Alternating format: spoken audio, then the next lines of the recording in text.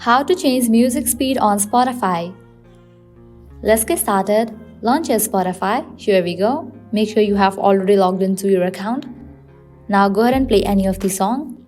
Now at the top right corner of the song, you will find 3 dots. Click on it. Different options will appear such as add to like song, add to playlist, hide song and so on. But you won't find the option of change music speed. Click on this option of premium. Even though you upgrade your Spotify to the premium version, you won't get the option to change the music speed. Because as of right now, there is no such option within Spotify to change the music speed. Upgrading your Spotify to the premium version will give you access to these features, you can see that. But in this list of features, you will not find the option to change the speed because at the moment this feature is not available in the Spotify. But if in the future Spotify comes up with this feature, I'm gonna definitely update you guys. I hope now you guys are clear if you can change music speed on Spotify or not.